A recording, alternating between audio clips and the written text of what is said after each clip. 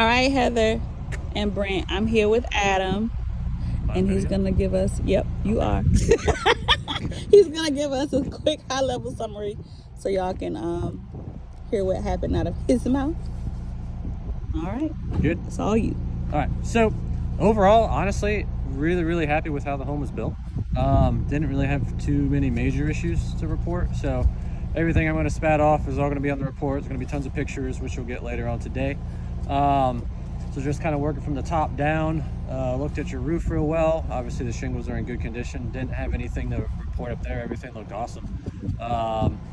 All the plumbing stacks, the flashings that are around those, installed really well.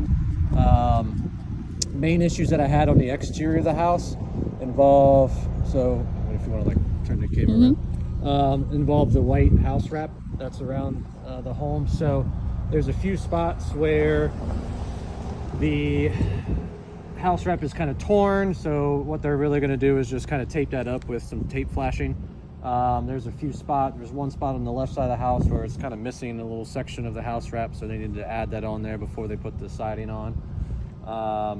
On the right side of the house, there's like 3 or 4 nails that I found that were punctured through the house wrap that are just flat out not supposed to be there. So let's get that taped up before the siding gets put on. And then front of the house, you got these little decorative overhang roof small sections like your neighbor does to the left. And where those diagonal posts meet the house, they had to cut the house wrap to install those, and it's probably hard to tell from the video, but you'll see the pictures. It's just kind of torn there, so it's exposing the OSB sheathing that's on the wall. So I want to get that taped up before the siding gets put on as well. So that's pretty much it for the outside. Other than that, it looked really good. Interior of the house, the most major thing that they need to correct involves one of the roof trusses. So roof trusses are engineered components. They're a bunch of 2x4s that are just kind of smashed together with gusset plates in different configurations. And there's one web member, which is just a diagonal 2x4 that's broken. It's missing about a section about 1.5 feet long. It's not there for some reason. So not really sure how that passed the framing inspection by the city inspectors, to be perfectly honest, but they definitely need to get that fixed. So obviously that's a structural component of the house. Generally, and this is all spelled out in the report, generally there's engineered components any type of repairs need to be approved by a structural engineer, and they usually provide like a 1 to 2 page correction detailed document that then the builder will follow to make that repair. A lot of times they will staple that document onto the repair made.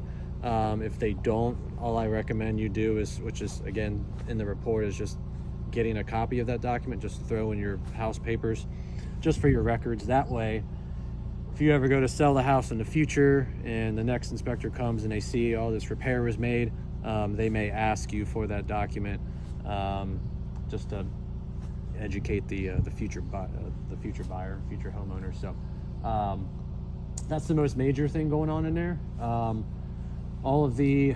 I think there's one electrical wise, there's one little strike plate, which is a little nail plate, little metal plate about yay high, that's installed on studs to protect it and prevent you from nailing or screwing anything in there and hitting the wire.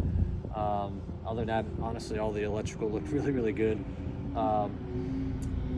Fire block foam sealant is one item that'll be listed on the report. So if you walk around your house in this stage, you'll probably see a bunch of, in random spots, little wall penetrations, ceiling penetrations, orange foam. That's called fire block foam sealant, and it's supposed to be present where there's plumbing or wiring that goes through the ceilings or the walls. And there's about probably 5 or 7 spots that I found that's where either the foam was completely missing or it was just inadequate, where I could see light and gaps between those spaces where they need to button up those spots before they drywall it in. All the rough plumbing, all that looked good. All the HVAC components, so obviously I can't, there's nothing to test HVAC wise because nothing's hooked up. But all the duct work that I evaluated, I usually look for nice gradual runs. All that looked good. Didn't find any damaged ducts or anything like that. That's honestly pretty much the gist. Overall, your house was in good shape. So Awesome. really don't have much else to tell you. It's one of the better ones I've done. Didn't really have too many major framing That's issues, good. which is usually the case. But yours was really good. So Very good. I was happy with it. Thank you, Adam.